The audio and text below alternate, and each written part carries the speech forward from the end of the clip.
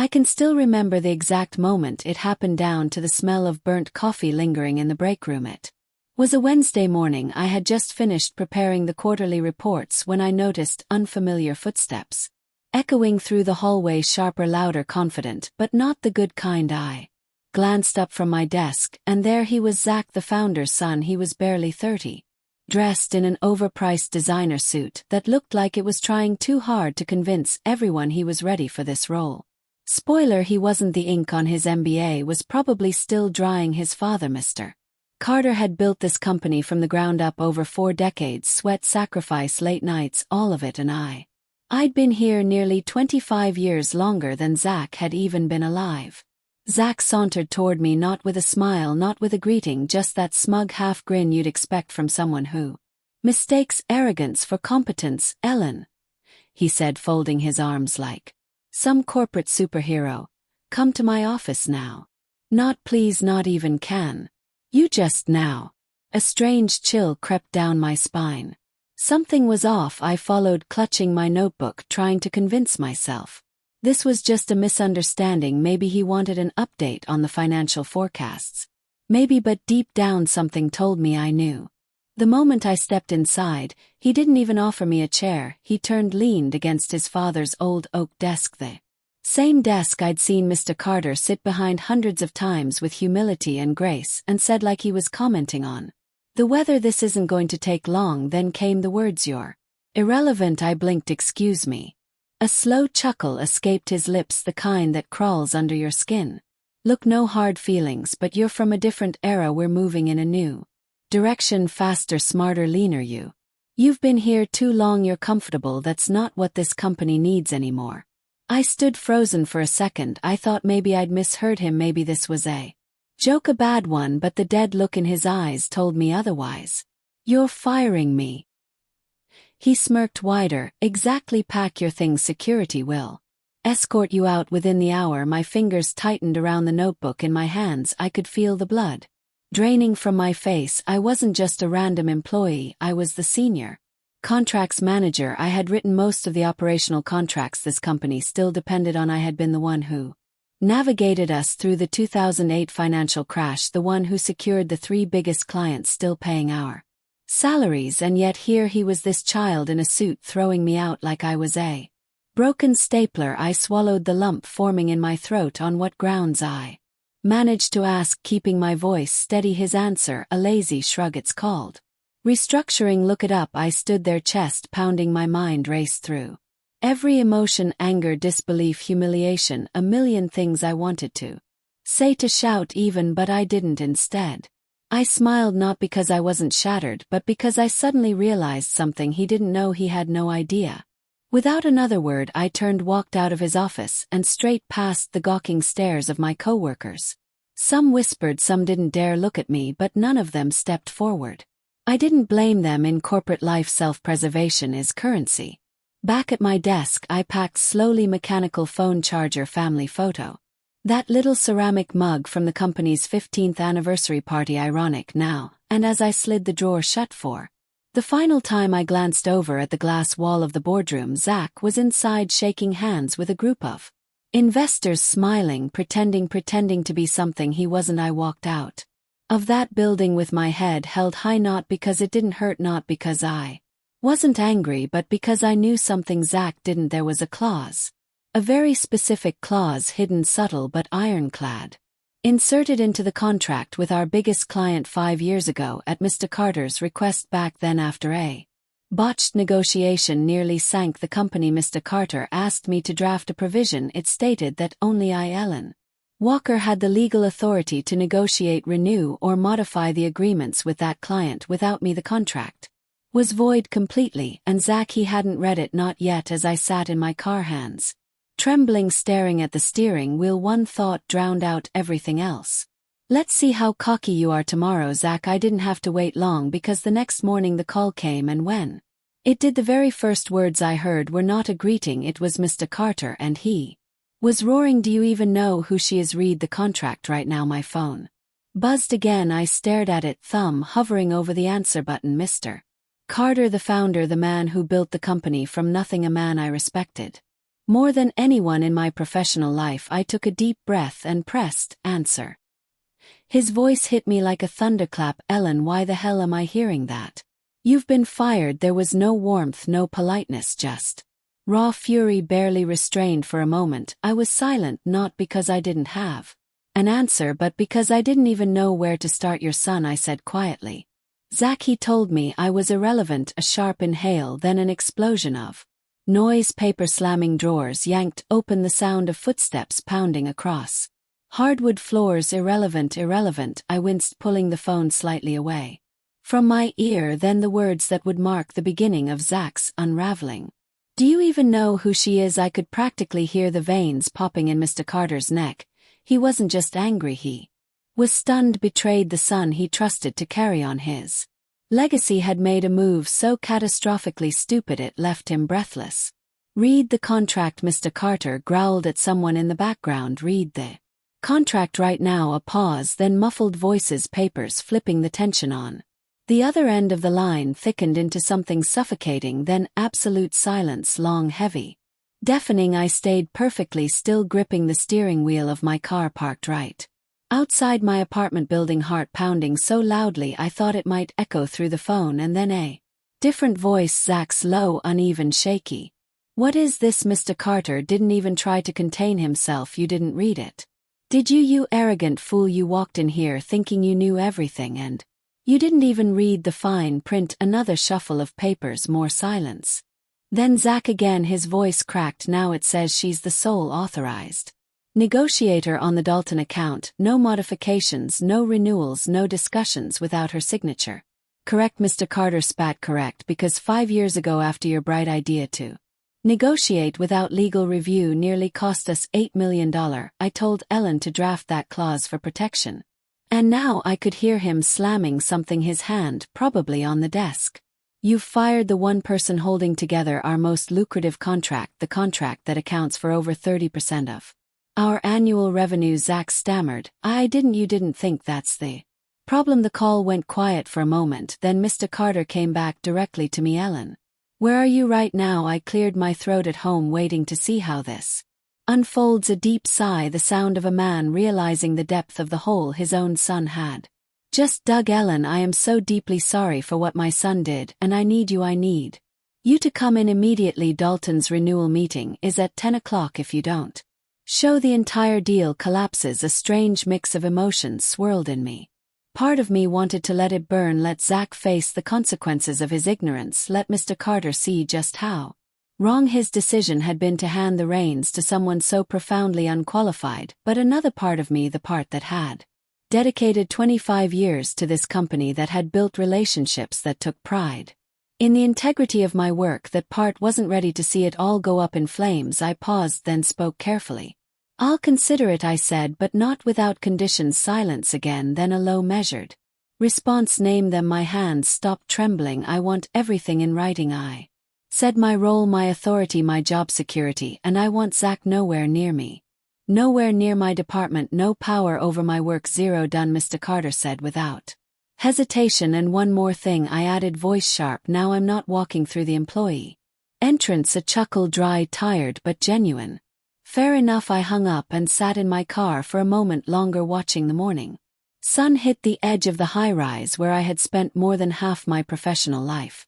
Then my phone buzzed again. 3 missed calls, all from Zach. I didn't answer. The 4th buzz was a text. I glanced down. Ellen, this was a misunderstanding. Let's be professional about this. We need you back. Call me. I smiled, a slow, satisfied, deliberate smile. No apology, no accountability, just panic disguised as professionalism. I pocketed the phone, stepped out of the car, and straightened my jacket, because today I wasn't just going back to work, I was going back on my terms, and something told me Zach had no idea just how bad this day was about to get. By the time I arrived at the office, it was just after 9:30 a.m., but this time I didn't park in the employee lot. I pulled right into the visitors' entrance, the front circle usually reserved for board members and VIP clients. I stepped out of my car, heels clicking against the marble pavement, head high, heart steady. Every step felt different. I wasn't walking in as someone begging for her job back, I was walking in as Someone who suddenly remembered her worth. The receptionist, a young woman named Claire, jumped up the second she saw me. Her eyes widened. Clearly word hadn't gotten to her yet. "Miss Walker, I wasn't expecting." I offered a polite smile. "Mr. Carter is expecting me. You can let him know I'm here." She nodded so fast I thought her head might fall off. "Yes." Right away behind me I could already feel it, the subtle shift in the atmosphere, heads turning, conversations pausing mid-sentence, fingers freezing on keyboards. I stepped into the elevator without waiting for an escort. As the door slid closed, my phone buzzed. Another message from Zach. "Ellen, please respond. You can't just ignore this. We're all on the same side here." I chuckled under my breath. "The same side? Sure, that's rich." The elevator dinged, and as the doors opened I walked straight into the executive floor, normally a place I'd only be summoned to for high contract meetings. Now I was here by invitation on my terms. At the end of the hallway stood Mr. Carter. He was waiting. And he wasn't smiling. His face was tense. He looked tired, ashamed even. "Ellen," he nodded. "Thank you for coming." I gave a polite nod but didn't extend my hand. Let him feel the distance. Let him know this wasn't business as usual. "Let's talk in my office." He gestured. As we stepped inside, I noticed immediately Zach was already there. Sitting in the corner, pale, jaw tight, shoulders tense, his phone sat face down on the table, his fingers fidgeting against it like it was some kind of lifeline. The moment he saw me, his expression shifted like a man watching the gallows being built for him. I didn't look at him. Not once. Mr. Carter closed the door behind us and took a deep breath. "Ellen," he began, "I want to start by saying this. What happened yesterday was unacceptable. I should never have allowed Zach to act with unchecked authority. That was my mistake." I remained silent. Let him talk. Let him stew in it. "You are not irrelevant," he continued, voice softer now. "You are one of the most valuable people this company has ever had." Zach shifted uncomfortably in his seat, but said nothing. Mr. Carter pulled out a folder and slid it across the desk toward me. "Your new contract, as we discussed, Director of Strategic Partnerships, effective immediately, full authority over the Dalton account and all related contracts, no interference from anyone." I opened it, scanning quickly. My lawyer would review it later, but even at a glance it was solid. My terms, my protections, my autonomy. I nodded. "Once accepted." Then for the first time since I walked in I turned and looked directly at Zach. "You tried to erase me," I said quietly, evenly, "but you didn't read the fine print." His eyes darted away. "You thought you could walk in here, wave around your last name, and undo 25 years of work relationships and trust with the stroke of a pen." "Ellen, look," he started. "No," I cut him off, voice sharper now. "You don't get to speak. You don't get to explain. Not to me." I turned back to Mr. Carter. "The Dalton meeting is scheduled in 20 minutes. I assume we're still going forward." He nodded quickly. "Yes, Mr. Dalton's team is already in the conference room." "Good," I said, "then we don't have time for pointless apologies." I stood, straightened my jacket and headed toward the door, but just as I reached for the handle, Mr. Carter's voice stopped me. "Ellen," he said quietly, "after this meeting we'll need to talk about the future pause of the company," he added then more pointedly. "And about Zach." He didn't respond. I didn't have to, because as I opened that door what I saw confirmed everything I already knew. The hallway was lined with people, employees who had heard the rumors, the whispers, the fallout. Some pretended to be busy, others just watched. And when I walked toward the conference room, it wasn't with the cautious, careful steps of someone begging for a second chance. It was the stride of someone who knew she was the reason this place hadn't fallen apart already. I glanced sideways through the glass wall of the conference room. There sat Mr. Dalton and his team, waiting on the other side of the glass, pacing like a caged animal. Zach, his face wasn't smug now, it was pale, tight, panicked, and as I opened the conference room door I watched him stop mid-pace, jaw locking, eyes widening. Because in that moment he realized something. This wasn't his company anymore, not in any way that mattered. The moment I stepped into the conference room the atmosphere shifted, not just for me but for everyone sitting at that polished mahogany table. Mr. Dalton, a stern man in his late 50s, turned immediately. His expression softened when he saw me. His two senior advisors, Lena and Mark, exchanged glances but nodded in acknowledgement. Ellen, Mr. Dalton said, standing slightly. Good to see you. I offered a polite, measured smile. Thank you for waiting. His eyes narrowed for a brief moment. I was starting to wonder if, well, his gaze flicked toward the glass wall. Toward Zach, who was still pacing outside like a shark denied the water. Oh, no, I replied calmly, sliding my files onto the table. But rest assured we're proceeding as planned. Mr. Carter entered a moment later, closing the door behind him firmly. He nodded at the Dalton team but avoided looking at his son. Entirely. Apologies for the confusion, he said. There's been internal restructuring. A diplomatic way to phrase my son tried to tank the company. Mr. Dalton raised a skeptical brow. We've been doing business together for 13 years now, and yet when we arrived this morning someone told my team that Ellen no longer worked here. I glanced at Mr. Carter, giving him the space to fix what his son had broken. His jaw tightened. That information was inaccurate. Ellen remains the sole authorized negotiator for this contract as per the terms we all agreed upon 5 years ago. Dalton's eyes flicked to me. So that clause was real? I gave him a slight nod. Very real. Lena leaned forward. I assume then the rumors about changes in leadership are also inaccurate. I kept my expression perfectly neutral. We are here to discuss the future of this partnership. Everything else is noise. Dalton cracked a grin. Glad to hear it. Outside the glass I caught sight of Zach, still pacing, phone pressed to his ear. His face was red, his movements frantic.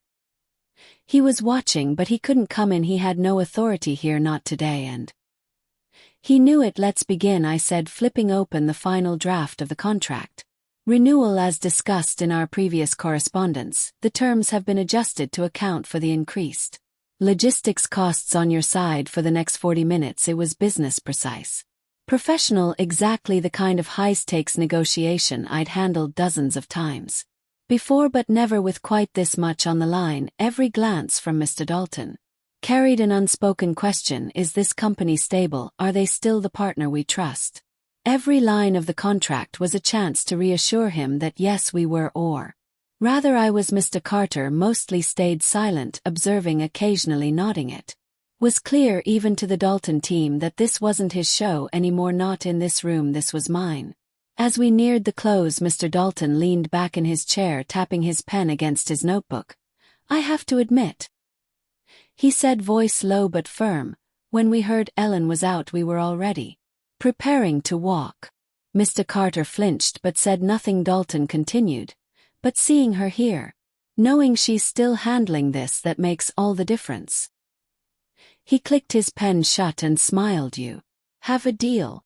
Relief didn't hit me like a wave. It was quieter than that, more like the tension in my chest slowly releasing. Inch by inch we stood, shook hands. Lena and Mark followed suit. By the way, Dalton added as he gathered his things, you might want to tighten your chain of command. Chaos isn't a good look.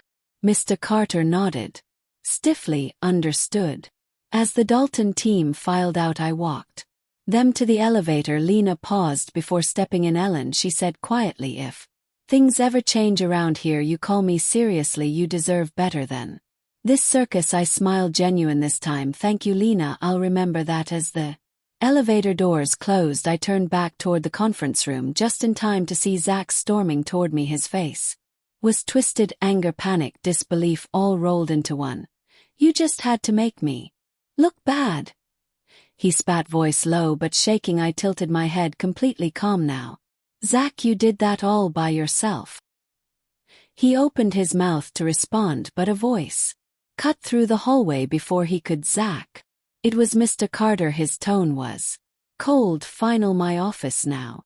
Zach looked like he wanted to protest, but one look at his father's face told him better. I watched as they disappeared down the hall, the tension between them so thick it felt like the air itself might snap. For a moment I stood there, alone. 25 years, 2 hours of negotiations. And everything had changed, or was about to, because the Dalton deal was secure. But I knew this wasn't the end, not even close. Zach wasn't the kind of man who accepted defeat quietly, and something in Mr. Carter's face told me a reckoning was coming. I straightened my jacket, exhaled slowly, and headed back toward my desk. But I couldn't shake the feeling this wasn't over, not by a long shot. For the Next few days the office felt different, not just because the Dalton deal was signed, not even because Mr. Carter had made it clear I was back with more authority than before. No, the change was something less visible but more chilling. People were watching me. Some smiled when I passed, quiet, cautious smiles, the kind that said, "Glad you're back, but we're keeping our heads down." Others couldn't even meet my eyes. Their conversations dropped to whispers the moment I stepped into the hallway. You could almost feel it in the air, an electric tension, like the entire building was holding its breath. Zach wasn't pacing anymore, but he wasn't gone either. His office door stayed shut most of the day, but every now and then I'd catch glimpses him slipping into closed door meetings with a few department heads, leaning over someone's desk, whispering, sometimes laughing, but never looking in my direction. I knew that laugh, I'd heard it before, right before he fired me, and something told me he hadn't accepted his defeat. Not really. The first sign came on Thursday, an email from Dalton's logistics coordinator. Simple, polite, but off. "Ellen, just confirming you requested the shipment schedule be pushed back 2 weeks. Seems unusual given the contract terms, but happy to proceed if that's the case." My stomach dropped. I hadn't sent that request, not even close. I pulled up my sent folder. Nothing. I checked the email thread. Sure enough, there it was, an email with my signature, my exact formatting, my closing line, "Best Ellen." Everything except I didn't write it. A cold chill spread across my back. I forwarded the message to Dalton immediately. "This request was not sent by me. Please disregard until we clarify internally." Dalton responded almost instantly. "Understood. Figured something was strange. Let us know. Crisis averted for now." But I knew what this was. It wasn't a mistake, it wasn't a glitch, it was a warning. The second sign came the very next day. I opened my expense dashboard to approve the travel reimbursement from the Dalton meeting.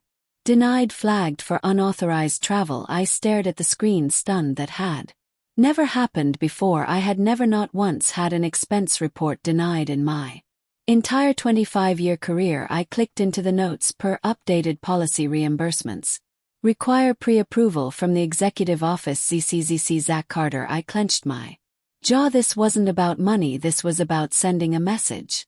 You might have won the Dalton deal, but I'm still here by Monday morning. It was undeniable. A spreadsheet I'd submitted to finance, one I knew was accurate, came back riddled with errors, numbers swapped, columns misaligned, my name tagged with a note. Multiple inaccuracies found in data provided by Ellen Walker. Please verify before use. It was subtle, it was careful, it was textbook corporate sabotage. Nothing loud, nothing that would trigger a formal complaint on its own, but enough that over time it would chip away at something far more valuable than my job, my reputation.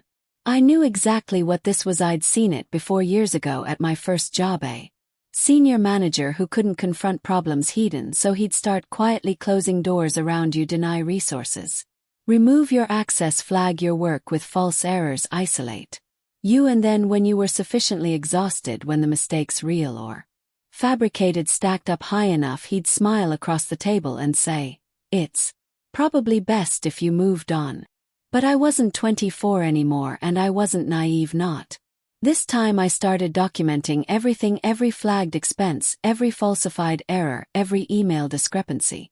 Screenshots, backups, time-stamped folders. I created a private log on an encrypted drive, noting dates, times, exactly who was copied and who wasn't, and I wasn't subtle about it either. When it sent me a vague ticket request about suspicious login under your account, I responded by CCing Mr. Carter. When finance questioned my numbers, I pulled the original spreadsheet from my version control system, showing it had been accurate. When I submitted it, every step Zach made I matched with quiet precision, and every time I CC'd one more person, legal. Then on Wednesday afternoon came the moment that shifted everything. I was walking past the small meeting room by the east hallway when I heard voices, loud, frustrated. "Zach, she's unstable. Ever since she came back she's been aggressive, erratic. I don't think she's fit to handle major clients anymore." A second voice, someone I didn't recognize, probably one of the newer executives. "But she just closed." "Alton, I mean under serious pressure." Zach scoffed. "She got lucky. We can't run a company on luck." My hands tightened into fists. So this was the plan. Poison the well, whisper it long enough, loud enough to anyone who Would listen until doubt spread, until it wasn't about a contract clause anymore, it was about whether I was a liability. That night I sat alone in my apartment staring out at the city skyline. I wasn't angry, I was done being angry now, I was focused. This wasn't just about Dalton or about getting fired, this was about every late night I had worked, every weekend I had sacrificed, every time I had fixed someone else's mess without getting credit. And no, I wasn't going to let someone like Zach Carter erase me, not quietly, not ever. By Thursday morning something felt different. The hallway chatter wasn't the usual cautious whispering, it was heavier, tense, the kind of tension that sinks into the floorboards, into the air itself. People weren't just watching me anymore, they were waiting for something to break. And then an email subject: mandatory meeting, executive audit committee from Mr. Carter, time 10 a.m. Boardroom A. I sat back in my chair staring at the screen. Audit, the word alone sent a chill through the office. It wasn't a word you tossed around lightly. Not unless things were serious, very serious. At 9:55, I made my way toward the executive boardroom. The hallway was lined with faces, some pretending to check their phones, others blatantly staring. Everyone knew this wasn't just a normal meeting. When I stepped inside, the room was already half full. Mr. Carter sat at the head of the table, face unreadable. Next to him were two internal auditors, David the lead and Monica from compliance. Their laptops were open, a folder thick with documents between them. Zach was there too, slouched in his chair, arms crossed, his foot tapping against the leg of the table like a man holding back a panic attack. When he saw me walk in, his face tightened. He tried for that arrogant smirk he always wore, but it flickered, faltered, because even he knew this wasn't going to go his way. Thank you, everyone, Mr. Carter began, his voice colder than I'd ever heard it. This meeting concerns recent irregularities flagged by our internal audit. David cleared his throat, flipping open the folder. We've spent the last week investigating a series of system anomalies, login irregularities, altered spreadsheets, falsified communications. Our findings show that these were not external breaches, they were internal. He turned his laptop slightly, displaying a web of login logs. Specifically, we traced unauthorized activity to devices logged in under two main credentials: Zach Carter's executive assistant and Zach Carter himself. Zach shot upright. That's insane. Anyone could have. David raised a hand. Let me finish. He clicked to the next slide. An activity timeline. Multiple incidents were cross-referenced. Expense report denials flagged under Zach's credentials. Fabricated emails generated from devices assigned to his assistant but manually logged in using credentials traced back to Zach's executive account. A long suffocating silence. Zach's bravado cracked wide open. You don't have proof, he hissed, but his voice was shaking now. This is circumstantial. David didn't even flinch. Actually, it's not. He flipped to the next page. Here's the security footage from October 3rd. 4:57 p.m. Zach manually logging into a shared terminal outside the break room. The same terminal used to send the falsified shipment request to the Dalton Group. Zach's face went pale, and Mr. Carter, he didn't yell, he didn't slam the table, he just sighed, the kind of sigh that carried 40 years of building something only to watch someone reckless try to burn it down in weeks. Zach, Mr. Carter said quietly, I gave you chance after chance. I defended you when the board doubted you. I told myself you just needed time to grow into this. But this, he shook his head, this is theft, sabotage, an attack on the very people who kept this company alive long before you ever stepped foot in here. Zach opened his mouth, closed it, his hands trembled. Effective immediately, Mr. Carter continued, you are terminated from this company permanently. Your shares are frozen pending legal review. Security is waiting outside this room. Zach shot up. You can't do this. I'm your son. Mr. Carter's eyes didn't soften. I am your father, but in this room I am the CEO and this is business. Security entered quietly. Zach looked between them, then at me, and for the first time since this entire nightmare began, he didn't look smug, he looked small, powerless. They escorted him out without a word. When the door closed behind him, the silence was heavy. For a moment no one spoke. Then Mr. Carter turned to me. Ellen, he said, voice softer now but steady, I owe you more than an apology. I owe you the future of this company. He slid a new folder Across the table inside an offer chief operating officer, so an executive seat. Full authority over client relations contracts and internal operations. Reporting directly to Mr. Carter, no one else. I don't just want you to stay, he said. I want you to help me rebuild this the right way. I sat there for a long moment processing it, feeling every emotion swirl together, vindication, relief, and something else, a quiet kind of pride. I'll do it, I said, but on one condition. His brows lifted. Anything? No more looking the other way. I said, no more protecting people because of who they are, not family, not friends, not anyone. His gaze didn't waver. Agreed. That afternoon as I walked back through the office, the energy had shifted entirely. People smiled, not the cautious, guarded smiles from before, genuine, grateful. A junior analyst I barely knew gave me a thumbs up as I passed. Someone from HR mouthed, "Thank you." And I realized this wasn't just my win, it was a win for everyone who had ever been dismissed, underestimated, or pushed aside by someone who thought power was their birthright. I reached my new office, temporary for now, while renovations were underway. I stood for a moment looking at the blank nameplate on the door, and I smiled because this wasn't just a comeback, it was a reminder you don't get to erase people just because you're holding the pen.